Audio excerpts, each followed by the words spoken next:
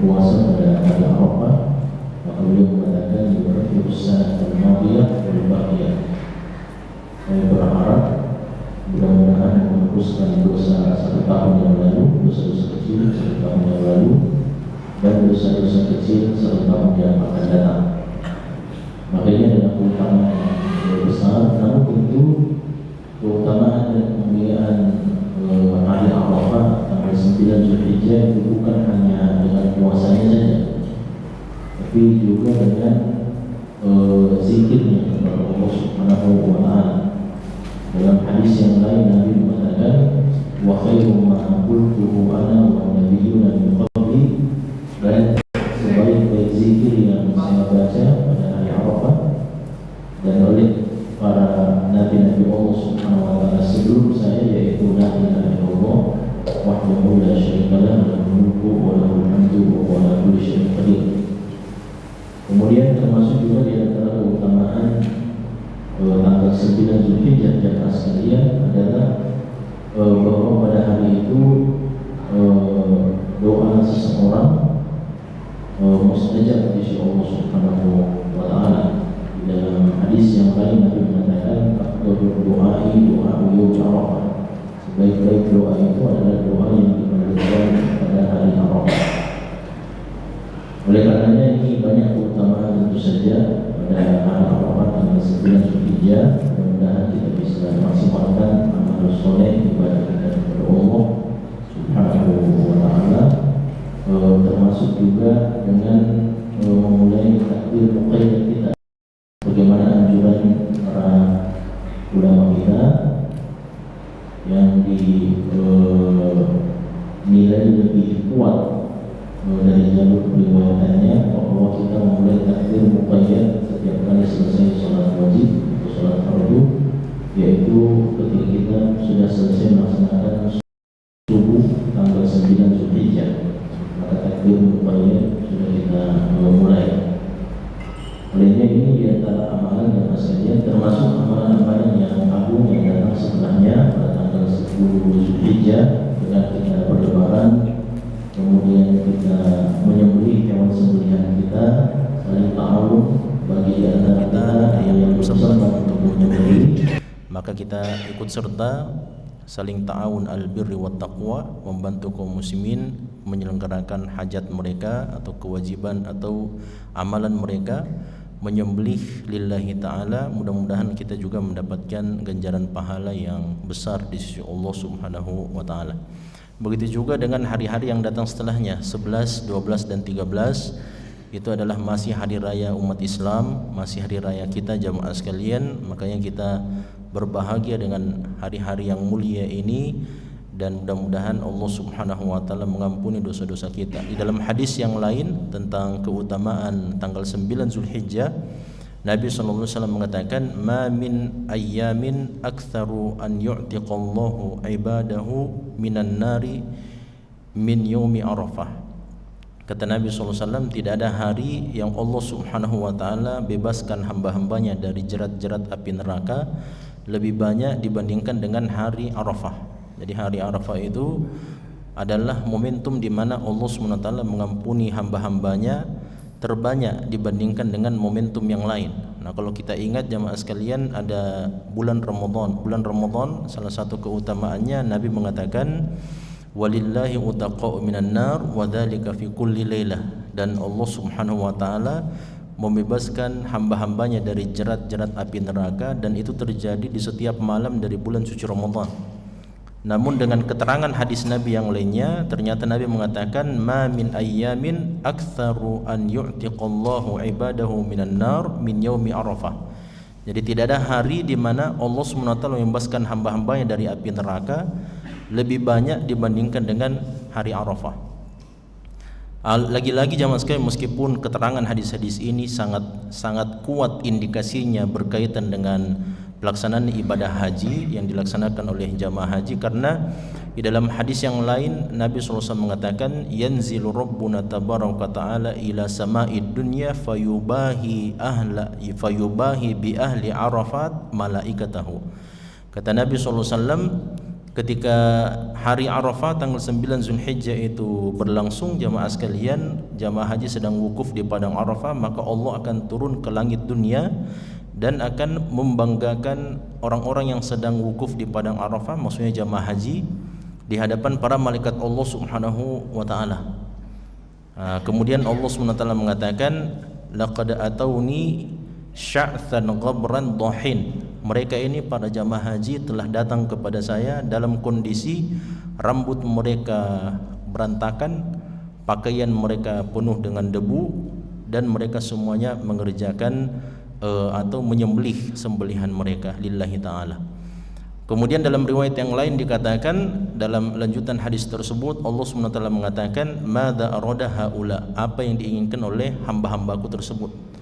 Nah, ini kalimat ini jamaah sekalian menunjukkan bahwa doa orang-orang yang wukuf di padang Arafah adalah doa yang mustajab. Doa yang mustajab di sisi Allah, karena Allah Subhanahu wa taala sendiri mengatakan, madza arada haula, apa yang diinginkan oleh hamba-hambaku pada saat itu. Nah, oleh karena jamaah sekalian, mudah-mudahan ya kita juga mendapatkan keberkahan hari Arafah ini, tanggal 9 Zulhijjah ini, sebagai salah satu di antara hari yang paling agung, dan mudah-mudahan Allah berikan taufik kepada kita semua bisa mengerjakan amal soleh dan ibadah ketaatan pada hari-hari yang mulia ke depan. Jamaah yang dirahmati Allah Subhanahu wa taala. Adapun hadis yang akan kita bahas pada malam hari ini, satu hadis dari Nabi sallallahu alaihi wasallam dengan judul bab yang ke-69, yaitu bab man adza jarahu hatta yakhruj.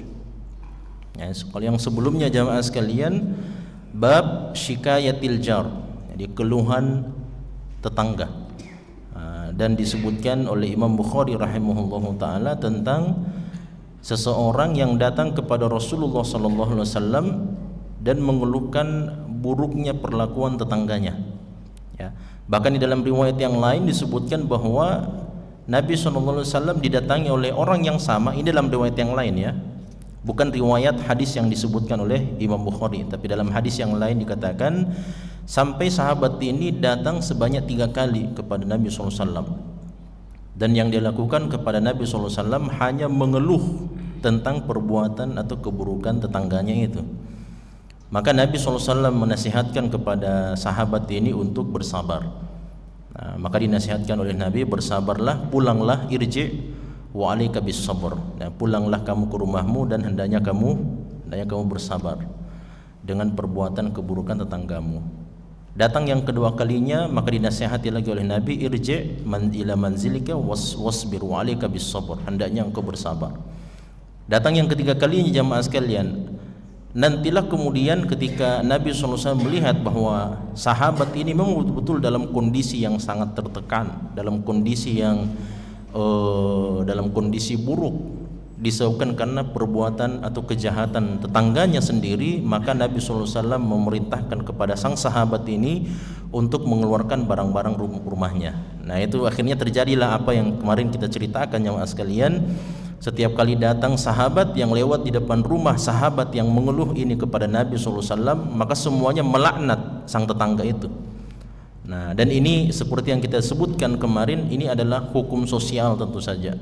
Ini adalah hukum sosial yang Nabi Muhammad SAW ingin tunjukkan kepada sang tetangga yang buruk ini jamaah sekalian, bahwa kalau kamu tidak berhenti dari perbuatan keburukan yang kamu lakukan kepada tetangga kamu sendiri, maka ini akan terus berlangsung seperti ini, dan keburukannya justru akan menimpa kepada dirimu. Karena orang yang lewat, setiap kali dia lewat dan bertanya, karena tidak biasa jamaah sekalian, bukan hal yang biasa. Kalau kita lihat lewat, misalnya kita mau ke masjid atau pulang dari masjid, kita lihat tetangga rumah kita atau tetangga jalan ini misalnya ada yang lagi angkat barangnya keluar, kan otomatis pasti bertanya jamaah sekalian.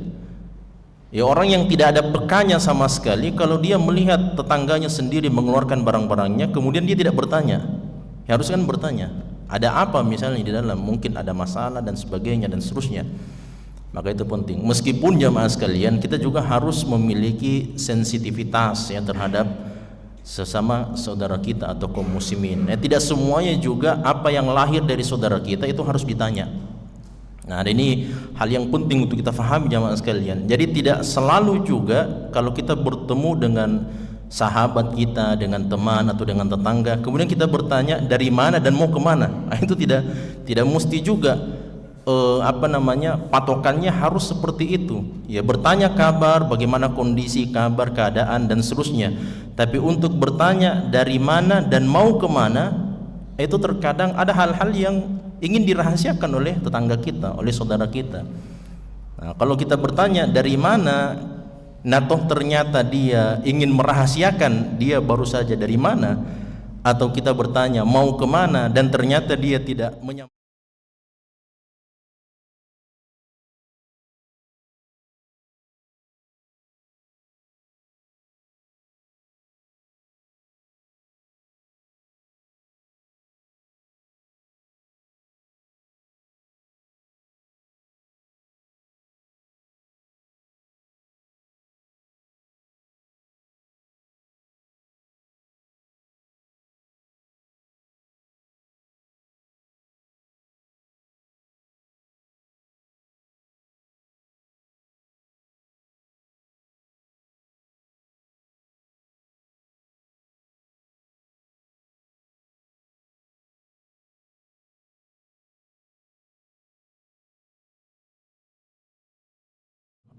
Memerangi memerangi sekelompok orang-orang musyrik atas kelompok desa, daerah dan sebagainya, dan sudah bulat tekad Nabi SAW, maka Nabi SAW tidak akan banyak berbicara, tidak akan menyampaikan kepada Aisyah atau istri yang lain dan seterusnya. Nabi SAW hanya akan masuk ke dalam rumahnya, kemudian langsung mengenakan baju perangnya. Dan cerdasnya Aisyah radhiyallahu taala anha, kalau melihat bahwa Nabi SAW sudah menggunakan baju perangnya, dia tidak akan banyak bertanya mau kemana. Dan ini Nabi SAW sudah mau berperang.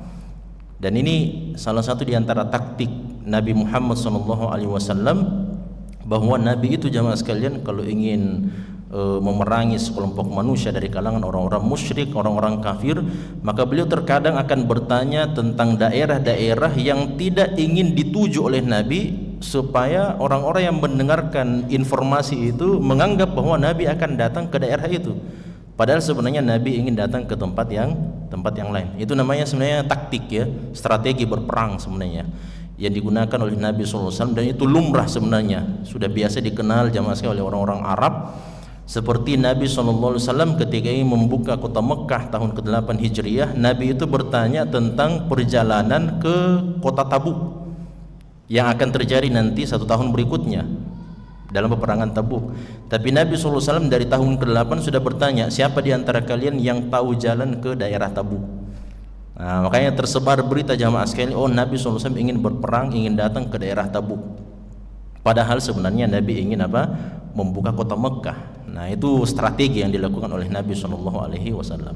Artinya jamaah sekalian bahwa kalau kita faham kondisi saudara kita, ada hal-hal yang sebenarnya tidak mesti kita tanyakan kepada saudara-saudara kita.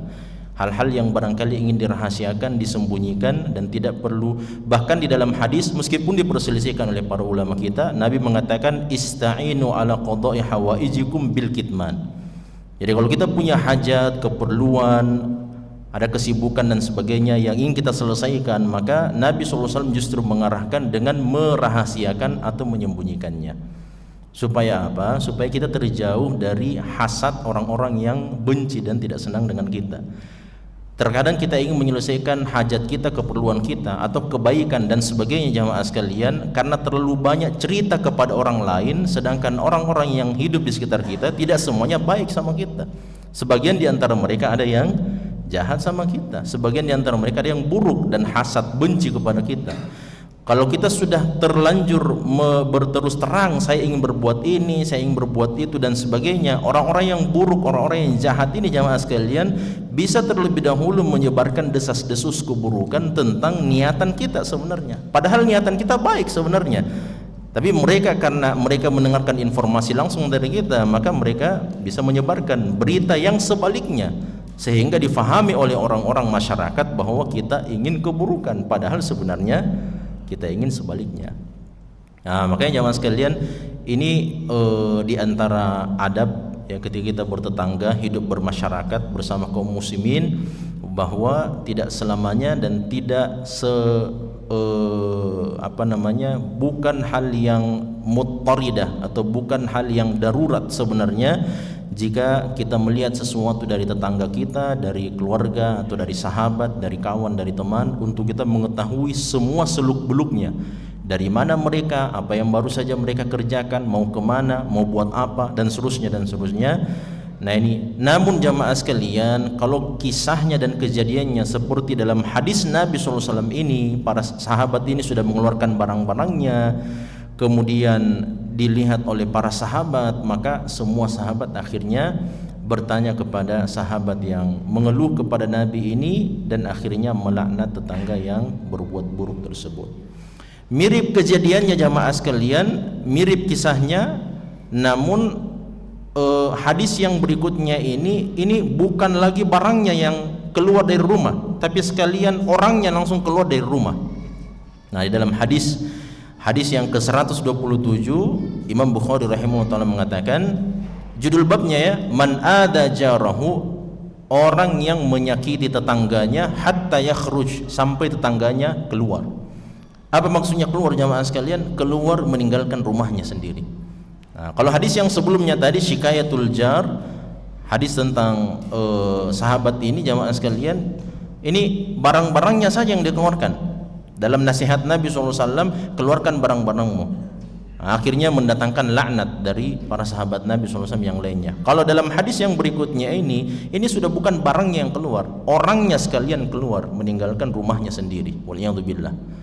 Nah, ini saking buruknya perbuatan seorang tetangga kepada tetangganya sendiri sampai tetangganya itu tidak tenang lagi tinggal di dalam rumahnya sendiri. Bukan di dalam rumah tetangganya ya, tapi di dalam rumah sendiri. Nah, di sini disebutkan oleh Imam Bukhari, haddatsana Isam ibni Khalidin, telah menyampaikan kepada kami Isam bin Khalid, qala haddatsana Arta'ah ibn al-Mundhir, telah menyampaikan kepada kami Arta'ah bin Mundhir, qala sami'tu yani Abu Amir al-Himsi, saya mendengarkan Abu Amir al-Himsi, dia mengatakan qala kana Thauban yaqul, adalah Thauban. Ya, Thauban ini jamaah sekalian maula, budak.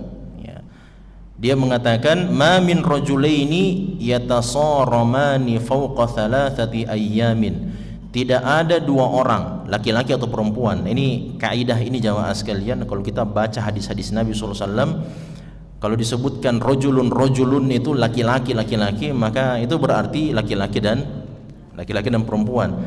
Bukan hukumnya untuk laki-laki saja, kecuali kalau seandainya hukum itu khusus untuk laki-laki. Contoh misalnya Nabi Muhammad SAW pernah mengangkat cincin, kemudian mengangkat sutra di hadapan para sahabat.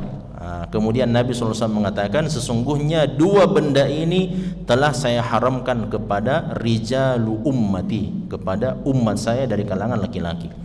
Nah, ini kan khusus jamaah sekalian. Kalau Nabi SAW mengharamkan emas dan kain sutra kepada laki-laki, itu berarti perempuan boleh. Karena kalau seandainya tidak boleh jamaah sekalian, maka Nabi SAW akan mengatakan, akan saya haramkan dua benda ini kepada umat saya. Tapi Nabi SAW secara khusus mengatakan rijalun min ummati, kalangan laki-laki dari umat saya. Nah, ini kalau dikatakan jamaah sekalian rajulun la yu'minu ahadukum aw la yu'minu rajulun dan seterusnya, maka kata rajulun di situ juga mengandung makna perempuan. Karena dalam hadis Nabi mengatakan an-nisa'u syaqaiqur rijal. Kata Nabi SAW, wanita itu adalah saudara atau pasangannya laki-laki. Nah, jadi hukum untuk laki-laki juga hukum untuk perempuan, kecuali itu adalah hukum yang khusus untuk laki-laki atau hukum yang khusus untuk perempuan, maka ini hukumnya berbeda. Nah, dikatakan di sini ma min rajulaini, tidak ada dua orang yatasaramani, bertengkar, dua-duanya bertengkar, fauqa thalathati ayyamin, lebih dari 3 hari. Ya, ini karena kebolehannya jamaah sekalian bertengkar, bahkan saling memboikot antara satu dengan yang lain adalah 1 sampai 3 hari. Itu boleh jamaah sekalian. Dalam hadis Nabi mengatakan, la yahillu lirajulin an yahjura akhahu almuslim fawqa thalathati ayyam. Ya'ridu hadha wa ya'ridu hadha wa khairuhuma alladhi yabda'u bis salam. Kata Nabi SAW, tidak halal bagi seseorang untuk memboikot saudaranya sendiri lebih dari 3 hari. Artinya 1 hari boleh, kurang dari 1 hari lebih boleh lagi, 2 hari boleh, 3 hari boleh, lebih dari 3 hari jamaah sekalian, 3 hari setengah, lebih 1 malam, lebih 1 hari, itu sudah tidak boleh. Jelas ya, tidak boleh. 4 hari itu sudah tidak boleh. Dan balasannya jamaah sekalian, ini lebih, dalam hadis ini lebih parah lagi balasannya kalau kita baca ini. Kalau dalam hadis yang sebelumnya tadi kita sebutkan bahwa kalau seandainya proses boikot itu masih terus berlangsung, maka kedua-duanya tidak diterima amalannya di sisi Allah Subhanahu wa taala. Hatta tasalah, sampai keduanya itu saling berbaikan kembali. Jadi amalan fulan karena dia memboikot temannya, dan amalan fulan ini dan dia juga ikut memboikot temannya jamaah sekalian, tidak ada upaya untuk memperbaiki dan seterusnya, dua-duanya tidak saling akur lebih dari 3 hari, maka selama boikot itu masih berlangsung, selama itu juga amalan kebaikan mereka tidak akan terangkat kepada Allah Subhanahu wa taala sampai kedua-duanya kembali bersilaturahim.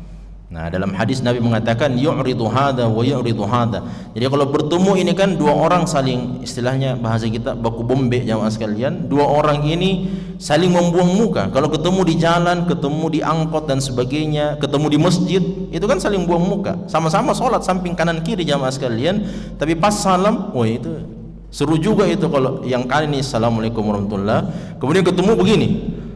Jadi salam kedua ini yang sebelah kanan, yang sebelah kiri salam pertama. Oh itu pas baru ketemu begini, itu seru juga itu kalau dilihat ini. Ini orang baku bombe ini tapi ketemu dalam sholat. Kira-kira bagaimana kejadiannya? Nah, oleh karena jamaah sekalian, Nabi itu kan berpesan kepada para sahabat. Ketika ada beberapa orang sahabat yang tahu semuanya jamaah sekalian, kalau kita memasukkan anak panah di dalam tempatnya, kalau kita masukkan anak panah di dalam tempatnya itu namanya qadah. Ujung-ujungnya itu jamaah sekalian disebut sebagai qadah.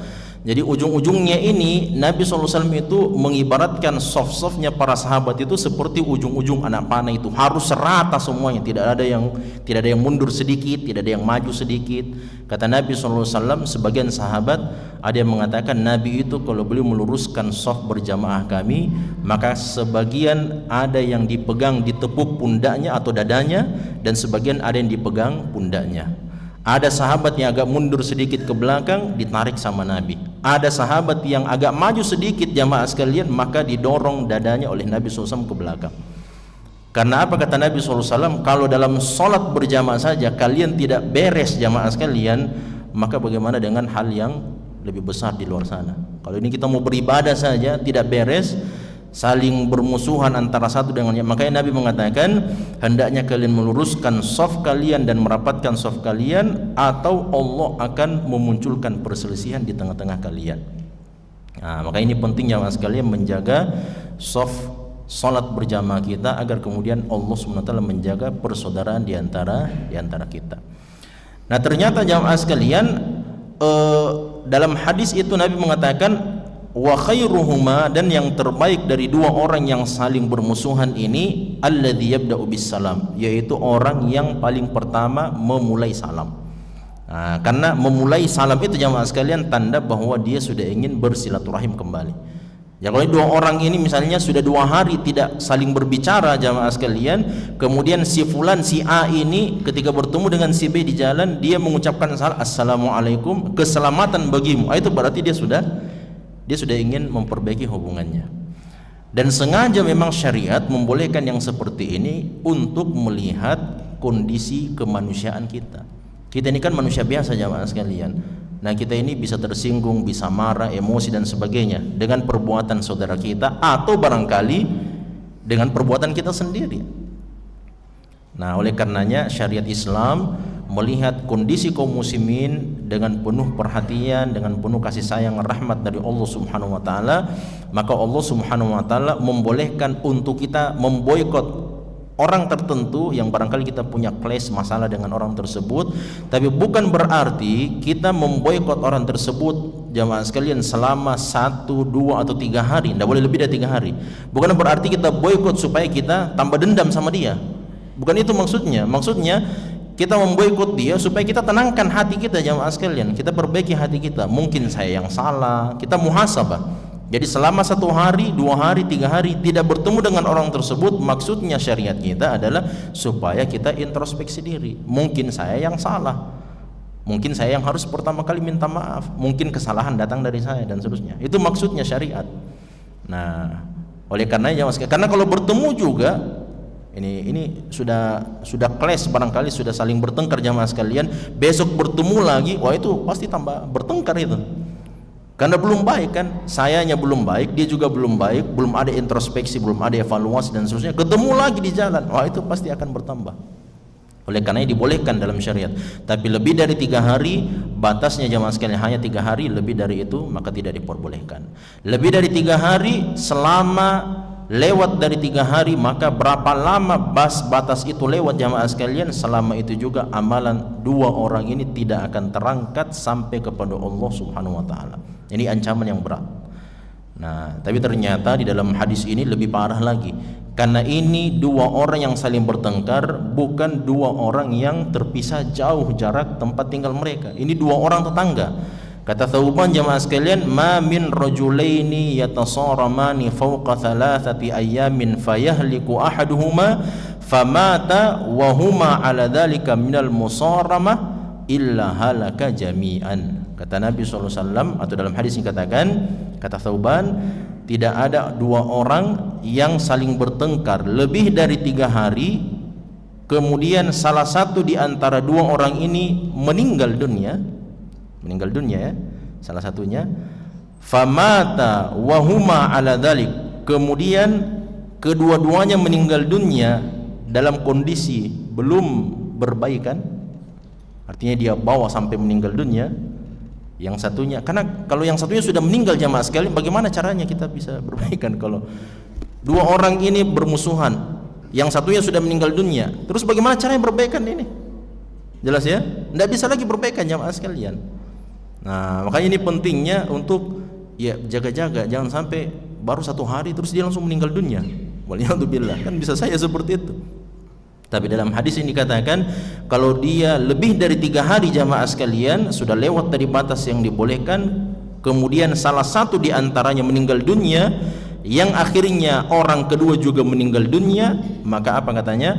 Famata wa huma ala dzalika minal musaramah, tetap masih ada kebencian itu, ya saling boikot itu dan seterusnya, illa halaka jami'an, melainkan kedua-duanya binasa di sisi Allah Subhanahu wa taala.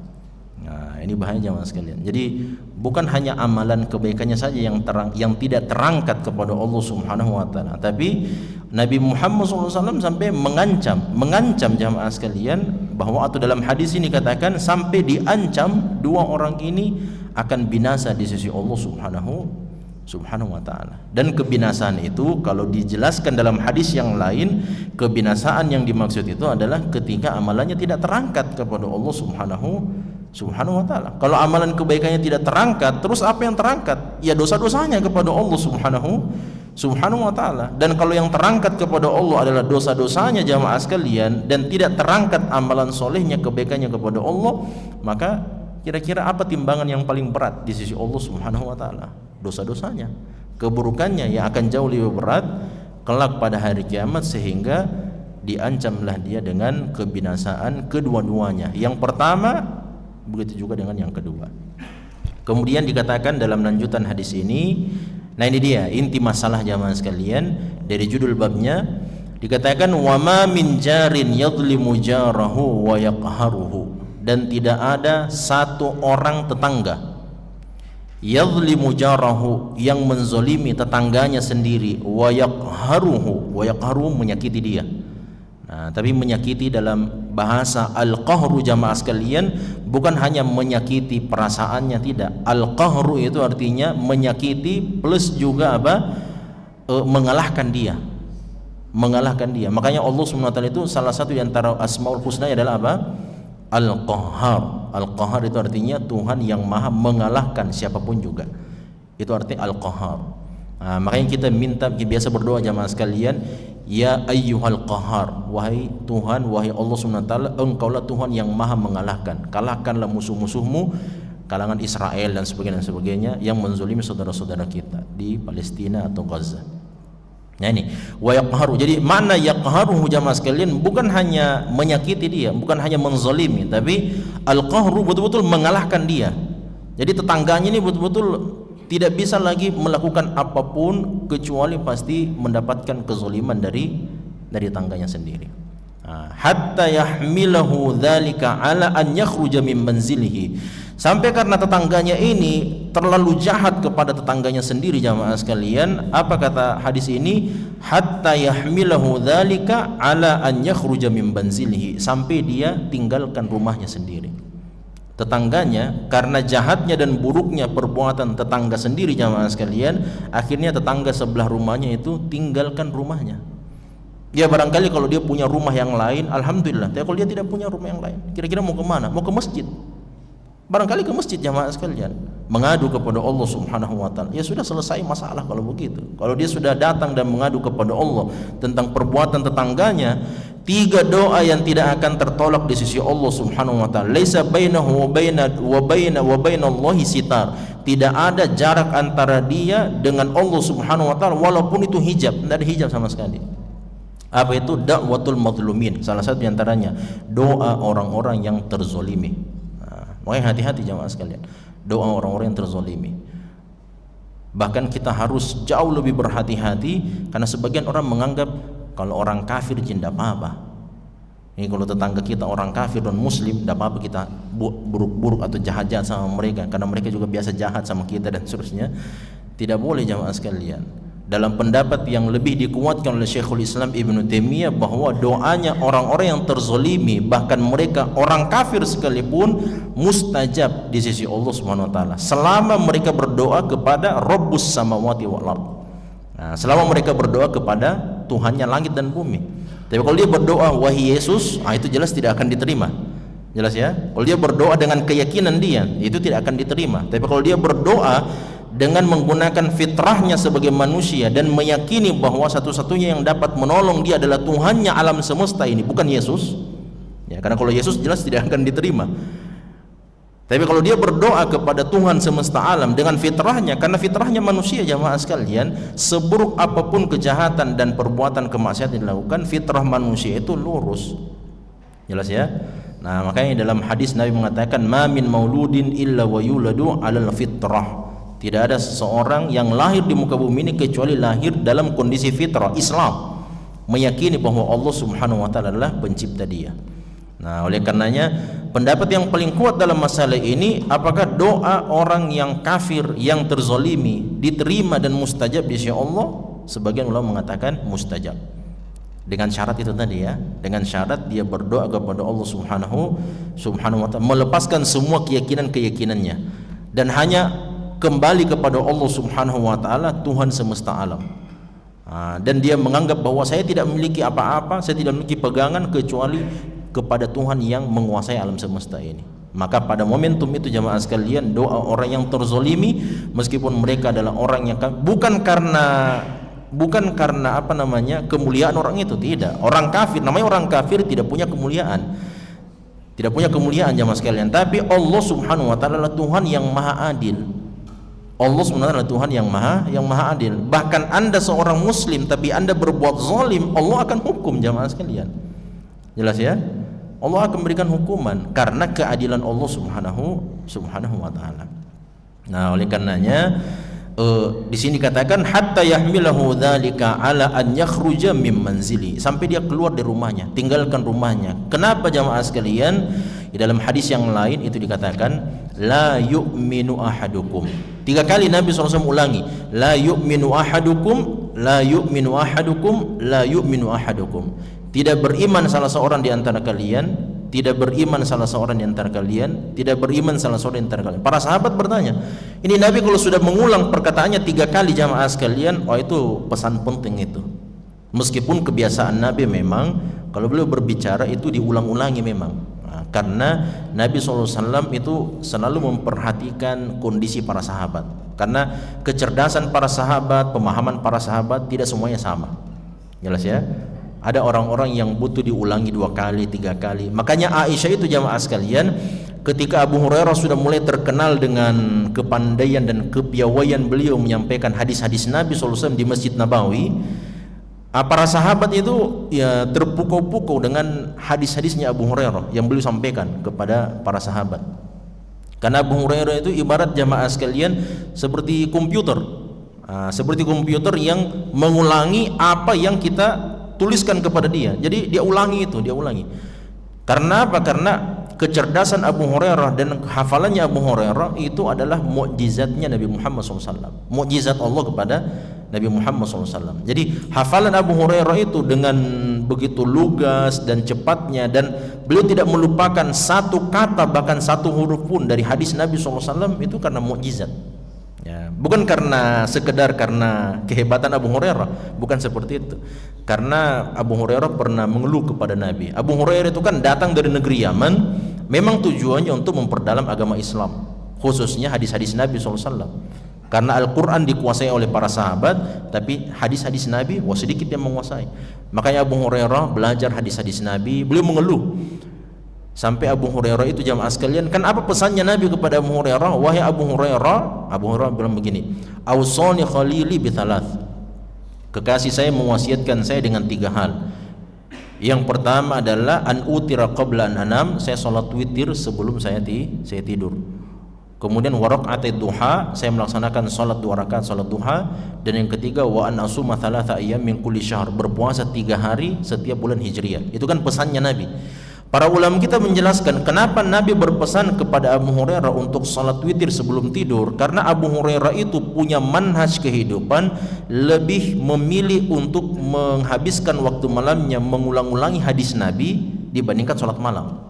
Jadi Abu Hurairah itu lebih memilih itu jamaah sekalian. Makanya hafalan Abu Hurairah itu luar biasa, karena beliau memanfaatkan waktu malamnya untuk murajaah saja, murajaah hadis-hadis Nabi SAW.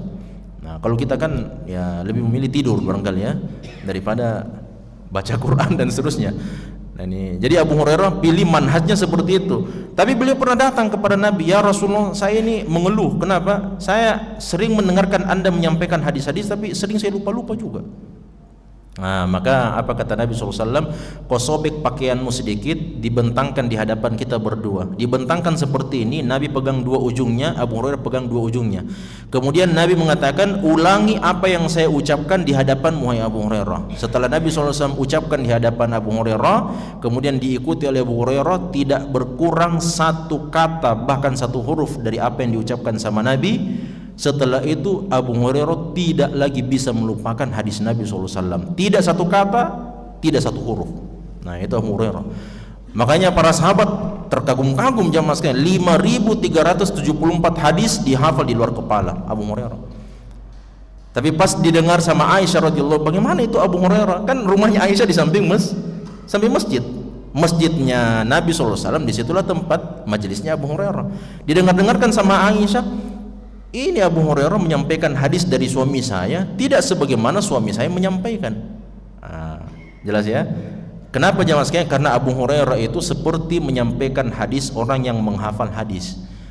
Qala Rasulullah sallallahu alaihi wasallam, innamal a'malu binniyat wa innamal likulli imri'in ma nawa, faman kanat hijratuhu ila Allah wa rasulihi fa hijratuhu ila Allah wa rasulihi, wa man kanat hijratuhu lidunya yusibuha aw imra'atin yankiwa fal hijratu ila ma hajar. Ya seperti itulah caranya Abu Hurairah menyampaikan.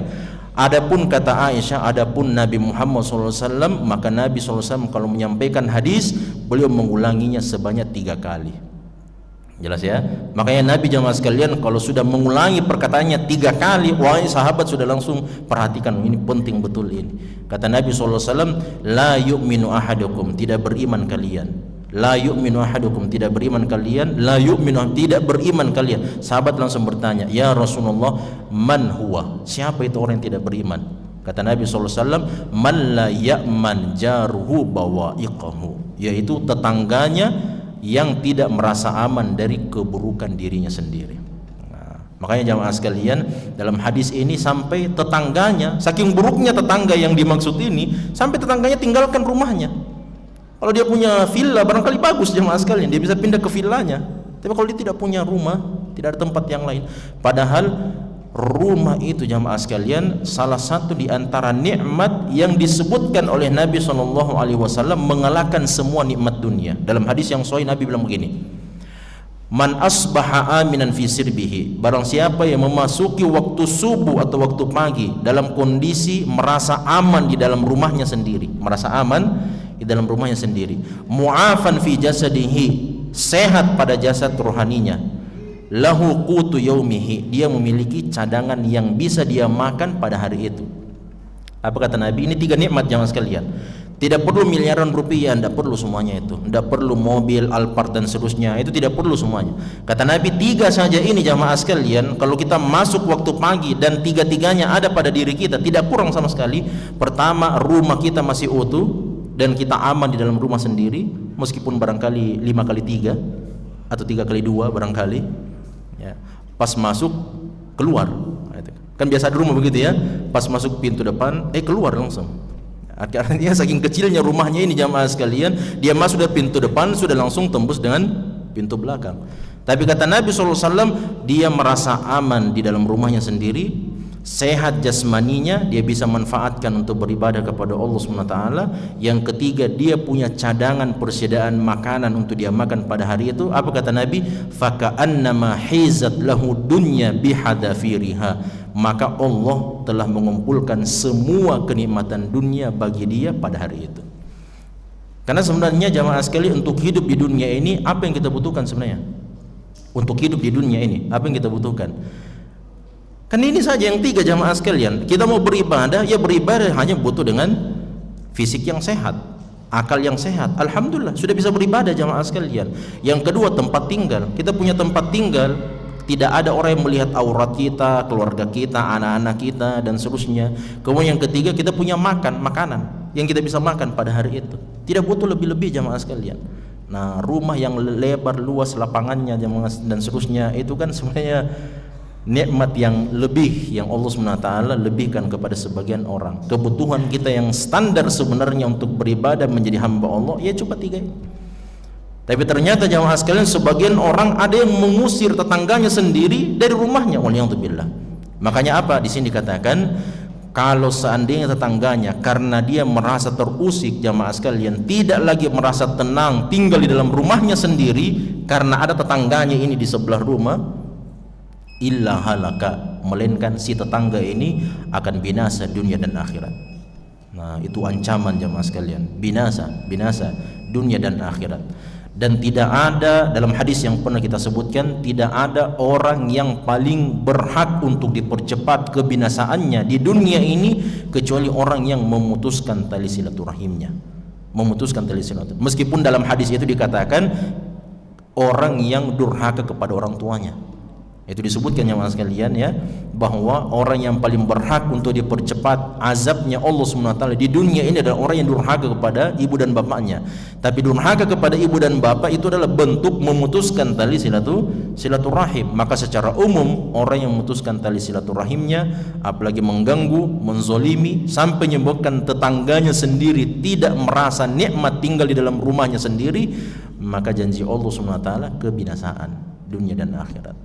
Nah, mudah-mudahan Allah jaga kita semua jamaah sekalian dari perbuatan keburukan, mengganggu, menzolimi, menyakiti tetangga-tetangga kita. Mudah-mudahan kita menjadi orang-orang yang terjaga dari perbuatan-perbuatan keburukan seperti ini. Ini pelajaran yang kita bisa ambil pada malam hari ini. Mudah-mudahan ada manfaat. Hadanallahi ajma'in wa akhiru da'wana alhamdulillahi rabbil alamin. Wassalamualaikum warahmatullahi